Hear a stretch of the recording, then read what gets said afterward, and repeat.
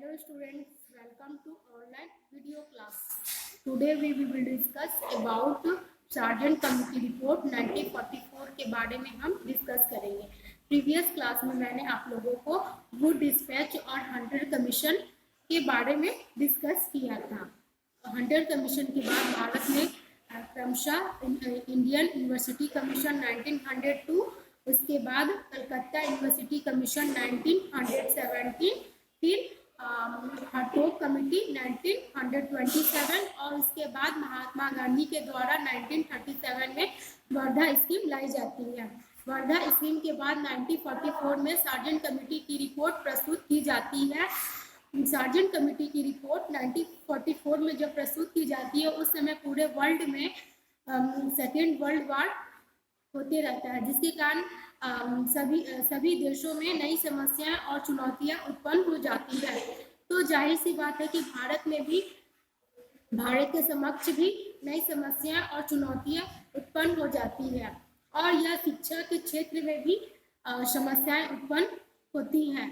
तो शिक्षा के क्षेत्र में नई समस्याएं, नई चुनौतियों को उत्पन्न होने के कारण जो भी हमारे सरकार थी, ब्रिटिश सरकार, उन्होंने भारत में शिक्षा का पुनर्गठन करने की बात सोची। इसके लिए उन्होंने भारत में गवर्नर जनरल एग्जीक्यूटिव काउंसिल की रिकंस्ट्रक्शन कमेटी ने cab central advisory board of education को यह आदेश दिया कि वह उत्तर भारत के लिए एक ऐसी शिक्षा योजना तैयार करे जैसा कि ब्रिटेन में है और इस तरह की शिक्षा के द्वारा भारत को ब्रिटेन की तरह सभ्य और विकसित बनाया जाएगा।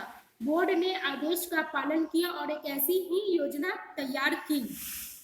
कुछ विद्वान इसी के आधार पर इसे केंद्रीय शिक्षा सलाहकार बोर्ड रिपोर्ट कहते हैं और कुछ इसे युद्धोत्तर शिक्षा विकास योजना कहते हैं, क्योंकि यह युद्धोत्तर भारत के लिए बनाई गई थी। तो चूंकि उस समय केंद्रीय शिक्षा सलाहकार बोर्ड कैब के जो अध्यक्ष थे, वो सेक्रेटरी थे, वो सर जॉन सार्जेंट थे और यह योजना उन्हीं की अध्यक्षता में तैयार की गई थी। इसलिए कुछ विद्वान इसे सार्जेंट योजना के नाम से भी पुकारते हैं। तो इस तरह जो सार्जेंट योजना है उसे आप केंद्रीय शिक्षा सलाहकार बोर्ड रिपोर्ट या युद्धोत्तर शिक्षा विकास योजना भी बोल सकते हैं। सार्जेंट योजना जो थी वो 40 वर्षों की एक योजना थी, जिसमें शिक्षा के क्षेत्र में 313 करोड़ रुपए की राशि खर्च व्यय करने की बात की गई थी। साथ ही इसमें यूजीसी के गठन की बात सबसे पहले की गई और साथ ही साथ आपके प्री प्राइमरी एजुकेशन से लेकर हायर एजुकेशन तक सभी शिक्षा के क्षेत्रों में विकास और उन्नयन की बात प्रस्तुत की गई थी। तो इस हम देखते हैं कि सार्जेंट रिपोर्ट जो थी वो भारतीय शिक्षा की दृष्टि से बहुत ही अच्छी और महत्वपूर्ण रही। अब हम देखेंगे सार्जेंट रिपोर्ट की एरिया, सार्जेंट योजना का कार्य क्षेत्र। सरकार ने केंद्रीय शिक्षा सलाहकार बोर्ड से यह अपेक्षा की कि वह संपूर्ण देश की प्राथमिक शिक्षा से लेकर उच्च शिक्षा, प्राइमरी एजुकेशन से लेकर हायर एजुकेशन तक गवर्नमेंट एंड नॉन गवर्नमेंट की शिक्षा की स्थिति में गहराई से अध्ययन करे।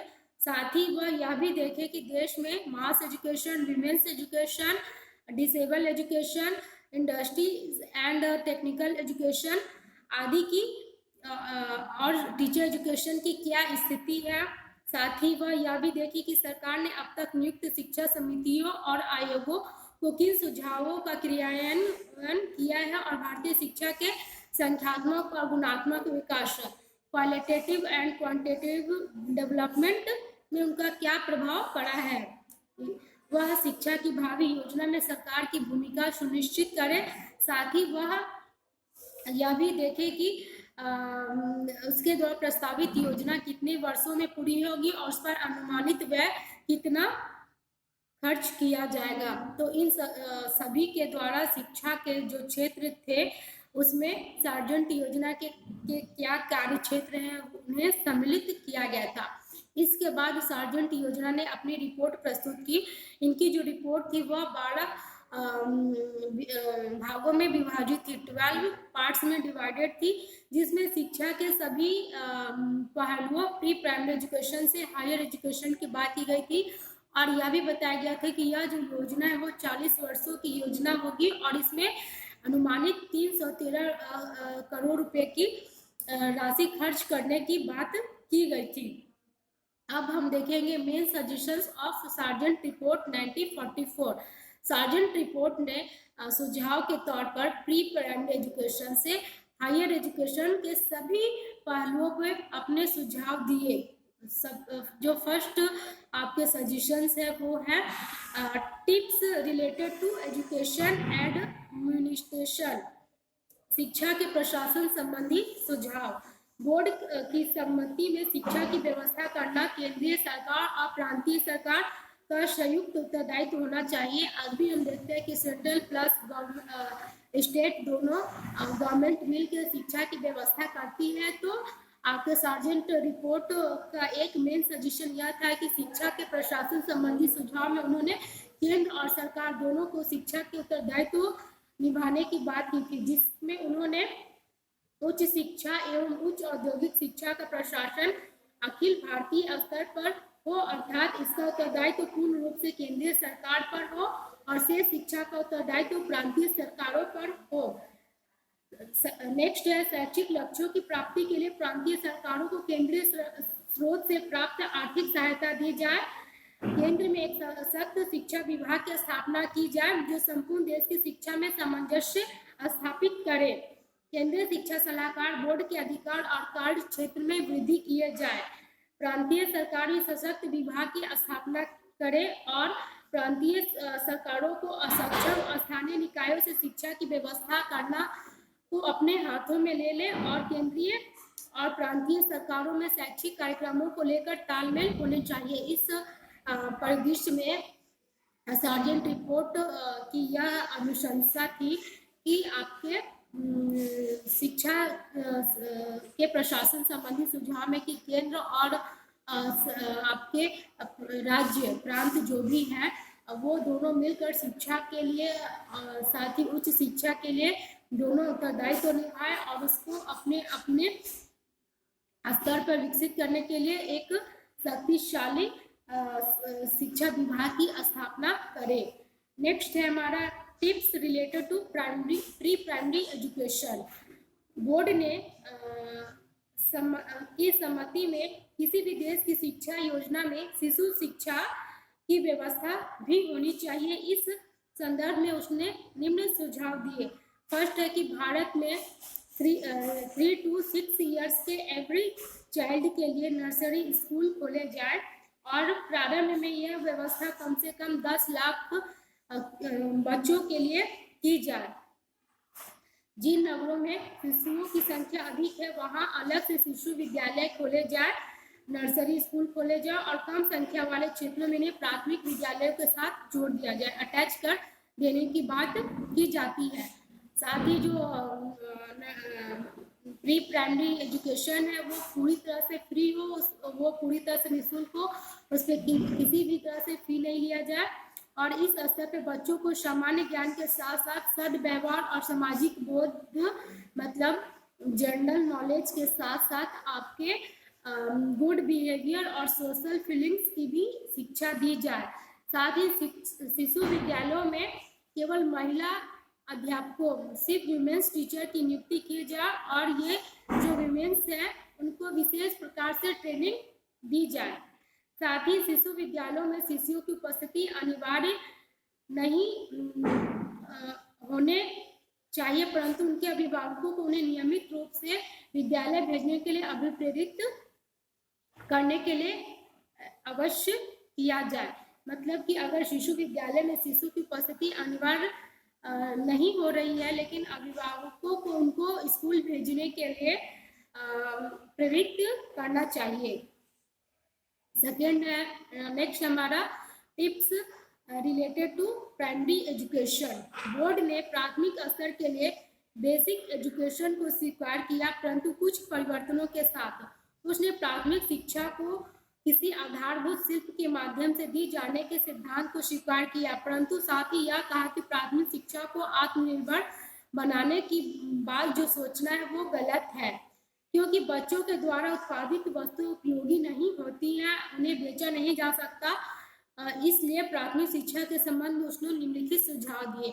ये जो सुझाव थे वो आपके महात्मा गांधी के बेसिक एजुकेशन में जो सुझाव दिए गए थे प्राथमिक शिक्षा के संदर्भ में वो थे, लेकिन सार्जेंट रिपोर्ट में महात्मा गांधी के बेसिक एजुकेशन में जो सुझाव दिए गए थे उसे उसने निरर्थक बताया और बताया कि जो बच्चों को शिक्षा दी जाती है वो उन्हें आपके आत्मनिर्भर बनने की बात न की जाए और न उन्हें जो उत्पादित वस्तुएं बनाने की शिक्षा दी जाती है, क्योंकि बच्चों के द्वारा जो बनाई वस्तु होती है वो पूरी तरह से सही नहीं होती, उन्हें नहीं बेचा जा सकता है, जिससे जो भी हमारे रिसोर्स है संसाधन उसकी बर्बादी होती है। तो इसलिए उन्होंने जो प्राथमिक शिक्षा थी उसके संबंध में उसने अपने अलग से जो सुझाव दिए।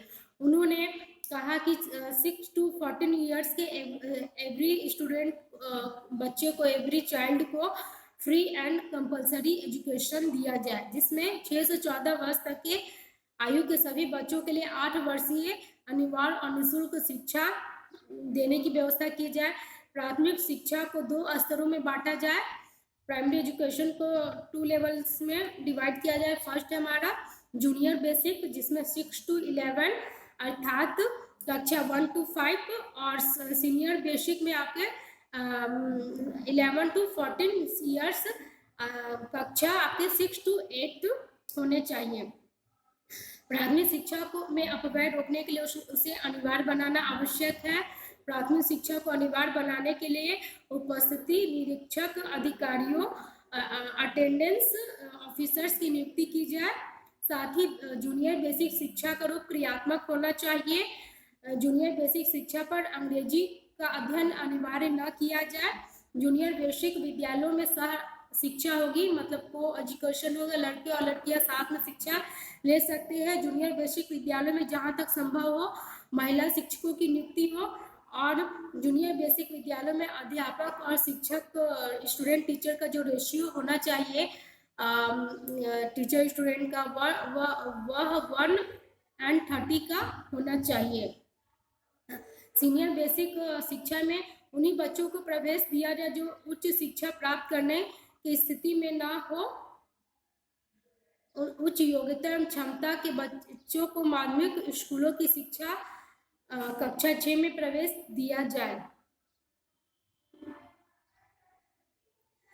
सीनियर बेसिक स्तर पर पाठ्यचर्या ऐसी हो जिसके द्वारा बच्चे को सामान्य जीवन जीने के योग्य बनाया जा सके, कि इसी स्थानीय हस्त कौशल में प्रशिक्षित किया जाए। सीनियर बेसिक स्कूल विद्यालयों में शिक्षक छात्र का अनुपात 1:25 होना चाहिए। प्राथमिक स्तर पर बाह्य परीक्षा नहीं होनी चाहिए, विद्यालयों द्वारा ही परीक्षा ली जाए। उत्तीर्ण छात्र छात्राओं को प्रमाण पत्र दिए जाए। इस तरह से उन्होंने प्राथमिक शिक्षा प्राइमरी एजुकेशन पे अपने सुझाव दिए। नेक्स्ट हमारा tips related to higher secondary education, माध्यमिक शिक्षा के संबंध में सुझाव। बोर्ड ने शिक्षा के इंटरमीडिएट कक्षा 11 और 12 स्तर को समाप्त कर उसे प्रथम वर्ष कक्षा 11 को माध्यमिक शिक्षा से जोड़ने और द्वितीय वर्ष कक्षा 12 को स्नातक से जोड़ने का सुझाव दिया। मतलब कि जो लास्ट 11 है उसे सेकेंडरी एजुकेशन से जोड़ा जाए और 12 को ग्रेजुएशन से जोड़ देने की बात की गई, और इस प्रकार माध्यमिक शिक्षा को प्राथमिक और उच्च शिक्षा के मध्य की एक महत्वपूर्ण कड़ी बना दिया गया। उसने इस शिक्षा के संदर्भ में अनेक सुझाव दिए, जिसमें है कि माध्यमिक शिक्षा 6 वर्ष 11 to 17 ईयर्स की होनी चाहिए, जिसमें कक्षा 6 to 11 तक की होगी। माध्यमिक शिक्षा की कक्षा 6 में जूनियर प्राइमरी एजुकेशन में जो उत्तीर्ण बच्चे में से केवल औसत ऊंची योग्यता वाले बच्चे को ही प्रवेश दिया जाएगा, और जो कुल संख्या के 20% के लगभग होंगे, और शेष 80% छात्रों को सीनियर बेसिक स्कूलों की कक्षा 6 में प्रवेश दिया जाएगा। हाई स्कूल में दो प्रकार के होंगे, एक होगा एकेडमिक और दूसरा होगा टेक्निकल। एकेडमिक स्कूलों में कला और आर्ट एंड साइंस की शिक्षा दी जाएगी और टेक्निकल स्कूल्स में आपके वोकेशनल सब्जेक्ट की शिक्षा दी जाएगी। दोनों प्रकार के स्कूलों में प्रथम 3 वर्षीय पाठ्यक्रम जिसमें कक्षा 6 to 8 समान होंगे। आगे की 3 वर्षीय पाठ्यक्रम जिसमें कक्षा 9 से 11 तक कुछ विषय समान होंगे, जिसमें मदर टंग अंग्रेजी, maths, science, economics, agriculture and physical education के सब्जेक्ट अलग अलग होंगे। फिर है आपके साहित्यिक स्कूलों में आधुनिक भारतीय भाषाओं, भारत का इतिहास, विश्व का इतिहास, भूगोल का इतिहास, विश्व का भूगोल, कला, संगीत और सिविक्स की शिक्षा दी जाएगी। फिर आपके टेक्निकल स्कूलों में art and engineering, drawing, commerce, hand short hand, type writing, accountancy and book keeping की शिक्षा दी जाएगी। दोनों प्रकार के विद्यालयों में बालिकाओं के लिए गृह विज्ञान, होम साइंस की शिक्षा की सुविधा उपलब्ध होगी और साथ ही साथ माध्यमिक स्तर की जो पाठ्यचर्या है केवल उस शिक्षा में प्रवेश की दृष्टि से ही विकसित ना किया जाए, यह अपने आप में एक पूर्ण इकाई होनी चाहिए। माध्यमिक शिक्षा का माध्यम मातृभाषा, क्षेत्रीय भाषा के आधार पर होनी चाहिए। जो योग्य और निर्धन छात्रों को मुफ्त में शिक्षा दी जाए, परंतु 50% छात्रों को ही, अति निर्धन छात्रों को स्कॉलरशिप दी जाए और विद्यालयों में अध्यापक और छात्र का अनुपात 1:20 होना चाहिए। इस तरह से हम देखते हैं कि उन्होंने मानवीय शिक्षा के संदर्भ में अपने विशेष सुझाव दिए। नेक्स्ट हमारा tips related to higher education. Board ने सर्वप्रथम तो तत्कालीन विश्वविद्यालयों की उपलब्धियों की प्रशंसा की और उसके बाद उनके गिरते हुए स्तर के प्रति चिंता व्यक्त की। उसने विश्वविद्यालय उच्च शिक्षा के संबंध में निम्न सुझाव दिए। फर्स्ट थे आपके महाविद्यालय और विश्वविद्यालयों को इंटरमीडिएट कक्षा समाप्त कर दी जाए और इसका प्रथम वर्ष 11 को माध्यमिक शिक्षा से जोड़ दिया जाए और द्वितीय वर्ष 11 स्नातक शिक्षा से जोड़ दिया जाए। स्नातक पाठ्यक्रम 3 वर्ष का कर दिया जाए। कहने का मतलब ये था कि जो इंटरमीडिएट की पढ़ाई होती है 11 और 12 की, 11 को उन्होंने सेकेंडरी एजुकेशन से जोड़ने की बात की और 12 को उन्होंने ग्रेजुएशन के साथ अटैच करने की बात की। साथ ही उच्च शिक्षा में प्रवेश के नियम कठोर बनाए जाए और ऐसे हो कि माध्यमिक शिक्षा में उत्तीर्ण 15 स्टूडेंट में से केवल एक स्टूडेंट के को ही एडमिशन मिल सके। उस शिक्षा का पाठ्यक्रम उपयोगी बनाया जाए और विश्वविद्यालयों में अनुसंधान की उचित व्यवस्था की जाए। रिसर्च की व्यवस्था करने की उन्होंने बात की। साथ ही विभिन्न विश्वविद्यालयों के कार्यों में एकरूपता लाने के लिए उनकी आवश्यकताओं के अनुरूप उन्हें अनुदान देने के लिए केंद्र में यूनिवर्सिटी ग्रांट कमीशन का गठन किया जाए। तो इस हम देखते हैं कि सार्जेंट रिपोर्ट में सबसे पहले यूजीसी की गठन करने की बात की गई थी।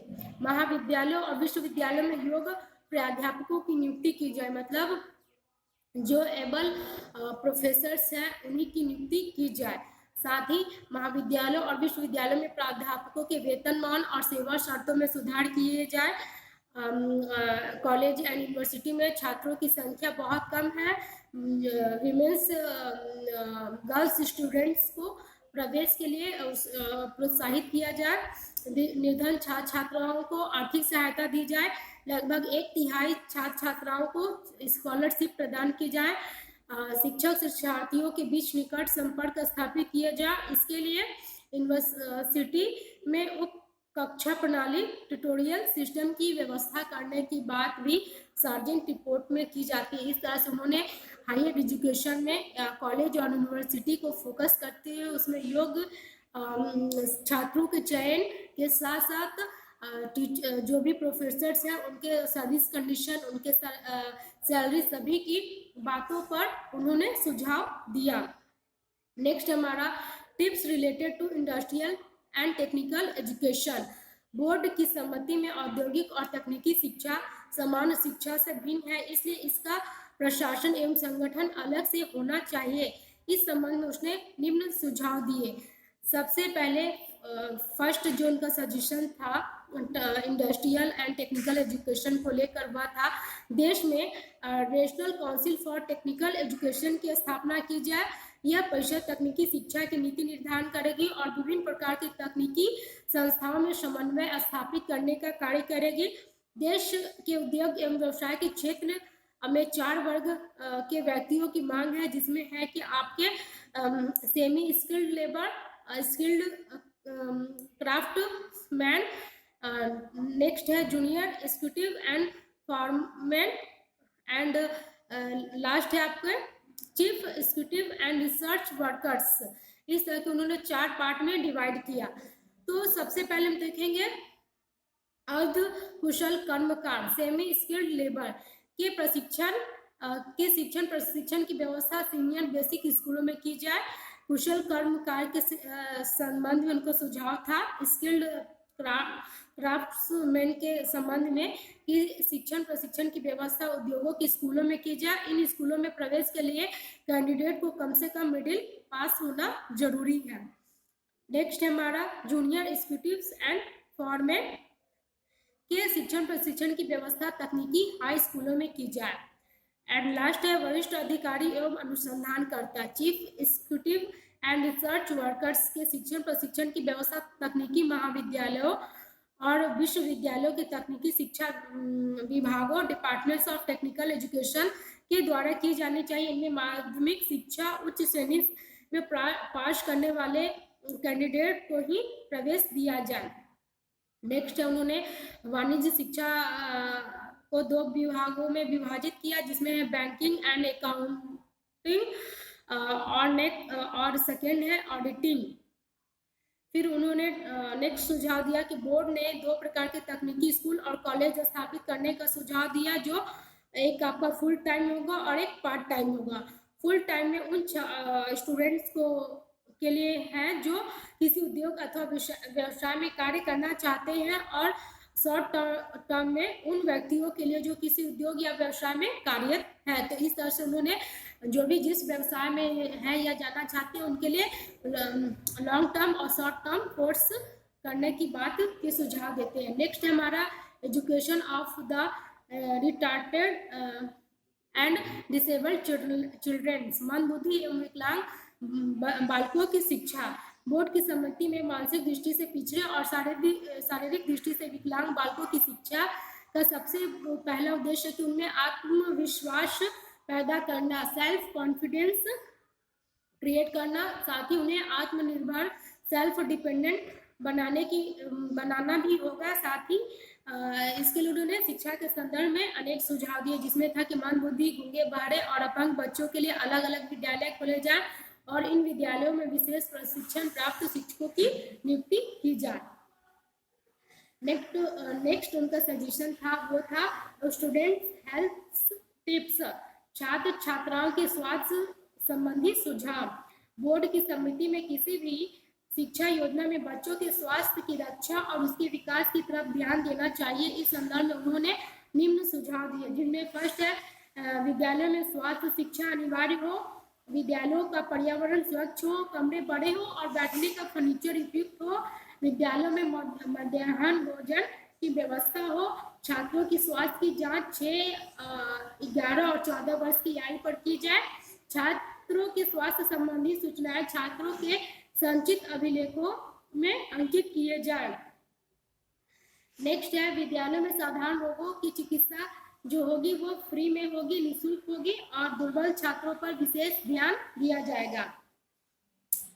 नेक्स्ट है छात्र छात्राओं के लिए मनोरंजनात्मक और सामाजिक क्रियाएं। बोर्ड की समिति में छात्रों के शारीरिक और मानसिक स्वास्थ्य के लिए मनोरंजन आवश्यक है और मनोरंजन के लिए उन्होंने छात्रों के लिए अनेक कार्यक्रमों को संपादन करने की बात की। साथ ही उन्हें राष्ट्र को समर्पित नागरिक बनाने के लिए सामाजिक कार्य आवश्यक है। इस संदर्भ में उसने निम्नलिखित सुझाव दिए। सबसे पहले उन्होंने जूनियर और सीनियर बेसिक स्कूलों में फिजिकल एक्सरसाइज, शारीरिक व्यायाम, उद्यान का रख रखाव, लोक नृत्य, लोकगीत, अभिनय और जूनियर रेड क्रॉस की व्यवस्था की जाने की बात की। हाई स्कूलों में इन सबके साथ साथ वाद विवाद, डिबेट और अंतर विद्यालय प्रतियोगिताओं का आयोजन किया जाए। समाज सेवा के कार्यों का आयोजन करने की बात उन्होंने की। कॉलेज एंड यूनिवर्सिटी स्तर पर उन्होंने रुचि की साहित्यिक और सांस्कृतिक क्रियाओं के आयोजन करने की बात की है और सामाजिक सेवा कार्यों की व्यवस्था करने की बात उन्होंने कहा। नेक्स्ट उनका है tips related to teacher training, शिक्षक प्रशिक्षण संबंधी सुझाव। इस योजना में शिशु और जूनियर बेसिक स्तर पर 1:30, सीनियर बेसिक स्तर पर 1:25 और हाई स्कूल स्तर पर 1:20 शिक्षक छात्र अनुपात का सुझाव दिया गया था। बोर्ड ने अनुमान लगाया कि तब आगे आने वाले 40 वर्षों में अलग से 20 लाख प्राथमिक शिक्षक और 2 लाख माध्यमिक शिक्षकों की आवश्यकता होगी। इस संदर्भ में उन्होंने शिक्षक शिक्षा के संदर्भ में निम्नलिखित सुझाव दिए। फर्स्ट उनका था पूर्व प्राथमिक और जूनियर बेसिक स्कूलों के लिए स्कूलों के शिक्षकों के लिए जूनियर शिक्षक प्रशिक्षण विद्यालयों की स्थापना की जाए। इनमें प्रवेश के लिए न्यूनतम योग्यता मिडिल पास हो और यह प्रशिक्षण 2 वर्ष की अवधि का हो। नेक्स्ट है सीनियर बेसिक स्कूलों में शिक्षकों के प्रशिक्षण के लिए सीनियर शिक्षक प्रशिक्षण विद्यालयों की स्थापना की जाए। इनमें प्रवेश की न्यूनतम योग्यता हाई स्कूल पास होनी चाहिए और इस प्रशिक्षण की अवधि 3 वर्ष होनी चाहिए। माध्यमिक स्कूलों के शिक्षकों के प्रशिक्षण के लिए शिक्षण प्रशिक्षण महाविद्यालयों की स्थापना की जाए। इनके प्रवेश की न्यूनतम योग्यता ग्रेजुएशन पास होना चाहिए और इसकी अवधि केवल 1 वर्ष होगी, जो आपके बीएड है। एग्जाम्पल, सभी प्रकार के प्रशिक्षित शिक्षकों के लिए अभिनव पाठ्यक्रम रिफ्रेशर कोर्स की व्यवस्था की जाए। जहां तक संभव हो सभी प्रकार के शिक्षण प्रशिक्षण विद्यालय और महाविद्यालय में आवासीय होने चाहिए। शिक्षक प्रशिक्षण विद्यालय और महाविद्यालयों में प्रशिक्षणार्थियों से किसी भी प्रकार का शुल्क न लिया जाए, मतलब कि फ्री में उन्हें ट्रेनिंग देने की बात की जाती है। निर्धन प्रशिक्षणार्थियों को आर्थिक सहायता दी जाए और योग्य व्यक्तियों को शिक्षण व्यवसाय की ओर आकर्षित करने के लिए सभी स्तरों के शिक्षकों के वेतनमान में वृद्धि करने की बात की जाए, मतलब सैलरी बढ़ाने की बात करने की बात की जा रही है। नेक्स्ट हमारा tips related to adult education. Board की समिति में 10 वर्ष से कम आयु के निरक्षर बच्चों को प्राथमिक शिक्षा की ओर आकर्षित करना चाहिए और 10 वर्ष से 40 वर्ष की आयु वर्ग के निरक्षर बच्चों, युवकों और प्रौढ़ों के लिए प्रौढ़ शिक्षा की व्यवस्था की जानी चाहिए। इस संबंध में उन्होंने निम्न सुझाव दिए। प्रौढ़ शिक्षा की व्यवस्था को तो दायित्व राज्य सरकार पर होनी चाहिए, स्टेट गवर्नमेंट पे होनी चाहिए। प्रौढ़ शिक्षा का उद्देश्य प्रौढ़ों को केवल साक्षर बनाना ही नहीं होना चाहिए, उन्हें व्यवहारिक एवं व्यावसायिक ज्ञान एवं कौशल प्रदान करना भी है, मतलब उनके बिहेवियर को चेंज करना है, उन्हें वोकेशनल नॉलेज देना, साथ ही उनमें स्किल्स डेवलप करने की बात की जाती है। प्रौढ़ शिक्षा का कार्यक्रम क्षेत्रीय आवश्यकताओं के अनुकूल होनी चाहिए। 10 वर्ष से लेकर 16 वर्ष तक निरक्षर लड़के लड़कियों के लिए अलग अलग प्रौढ़ शिक्षा केंद्र बनाए जाए। 17 से 40 वर्ग आयु के युवक एवं प्रौढ़ पुरुषों और महिलाओं के लिए ये केंद्र समान हो सकते हैं। प्रारंभ में प्रौढ़ शिक्षा केंद्र प्राथमिक विद्यालयों के भवनों और स्वास्थ्य केंद्रों पर चलाए जाएं, बाद में आवश्यकता अनुसार इनका विस्तार किया जाए। प्रौढ़ शिक्षा की अवधि कम से कम 1 वर्ष की होनी चाहिए और एक प्रौढ़ शिक्षा केंद्र में 25 से अधिक प्रौढ़ न रखे जाएं। प्रौढ़ शिक्षा को रोचक बनाने के लिए इसमें ऑडियो विजुअल संसाधनों का प्रयोग किया जाए और साथ ही प्रौढ़ शिक्षा को प्रभावी बनाने के लिए प्रौढ़ शिक्षा केंद्रों पर वाचनालय एवं पुस्तकालयों की व्यवस्था करने की भी बात करते हैं। और प्रौढ़ शिक्षा में निरंतरता हेतु संपूर्ण देश में 20 वर्षों के अंदर जगह जगह पर सार्वजनिक वाचनालयों और पुस्तकालयों की व्यवस्था की जाने की बात भी की गई। अब हम देखते हैं evaluation of sergeant report. Sergeant report के मूल्यांकन अथवा गुण दोष। सार्जेंट रिपोर्ट जो थी वह एक पहली ऐसी योजना थी जिसने भारत में केंद्र और प्रांत दोनों को शिक्षा के प्रशासनिक कार्यों को समान रूप से करने के लिए संचालित करने के लिए प्रावधान दिया, साथ ही रजिस्ट्री के गठन करने के बाद की इस तरह हम देखते हैं कि सार्जेंट रिपोर्ट के बहुत सारे जो भी सुझाव दिए गए थे वो आज के संदर्भ में देखा जाए तो उसकी अपनी विशेषता है, जिनमें फर्स्ट है कि सार्जेंट योजना ब्रिटिश काल में पहली शिक्षा योजना है जिसे भारत की तत्कालीन आवश्यकताओं के अनुकूल बनाया गया था और यह सही अर्थों में राष्ट्रीय शिक्षा योजना थी। साथ ही ब्रिटिश काल की यह पहली योजना है जिसमें शिक्षा के सभी स्तरों प्री प्राइमरी से लेकर हायर एजुकेशन और उसके सभी पक्षों, प्रशासन एवं संगठन आदि पर पूर्ण रूप से विचार किया गया और उस पर भावी कार्यक्रम बनाया गया। भारत में ब्रिटिश काल में अब तक जितने भी शैक्षिक चिंतन हुआ था उसका मूल आधार यह था कि भारतीय यूरोपीय ऊंचाइयों को स्पर्श न कर सकते थे। इस योजना के निर्माताओं ने भारतीयों को भारतीय पद्धति से यूरोप के ज्ञान विज्ञान से परिपक्व कराकर उन्हें ऊंचाइयों के मार्ग में पहुंचाने का मार्ग प्रशस्त किया। यह योजना जो थी वह पहली ऐसी योजना थी जिसमें यह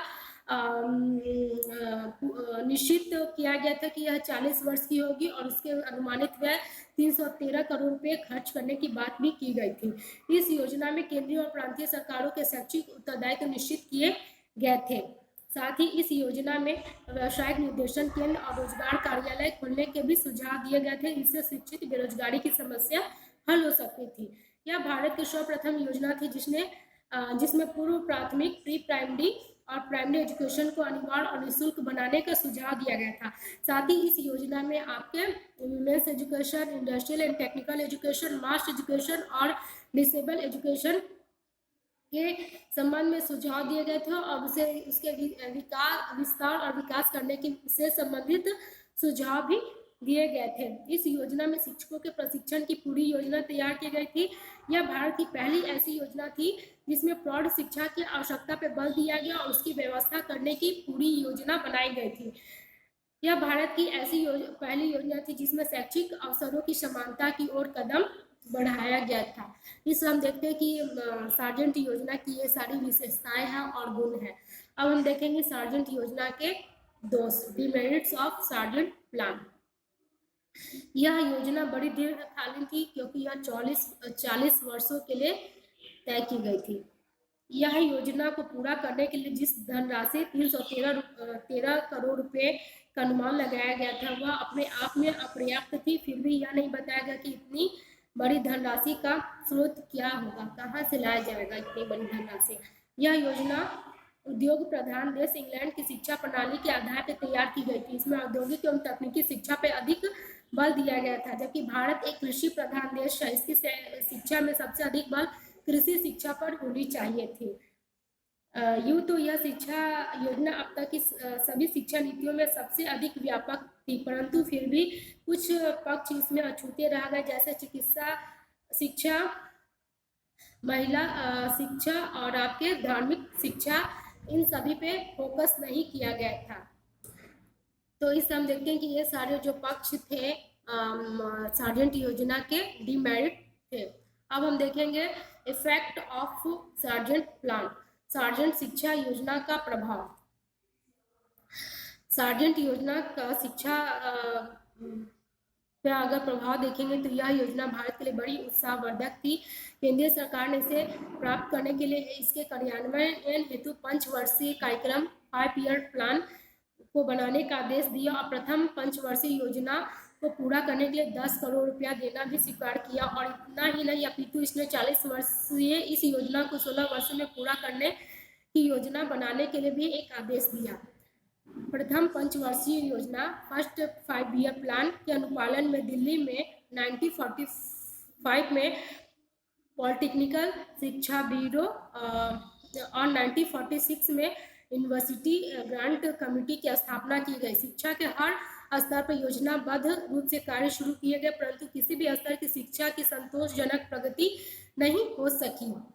तो इससे हम देखते हैं कि यह जो शिक्षा थी उसका प्रभाव भारत के शैक्षिक इतिहास पे तो पड़ता ही है। शासित यह जो योजना थी इसे जो ब्रिटिश सरकार ने लागू किया था, ब्रिटिश सरकार ने पहली बार नेक इरादे से इस शिक्षा योजना का निर्माण किया। यह योजना अपने सही अर्थों में राष्ट्रीय शिक्षा योजना थी, परंतु स्वतंत्र होते ही हमने उसे सबकी निगाह की दृष्टि से देखना शुरू कर दिया और स्वतंत्र भारत के लिए एक नई शिक्षा योजना बनाने के प्रयास किए, परंतु हमने यह भी कुछ नया कर पाया यह नहीं कहा जा सकता।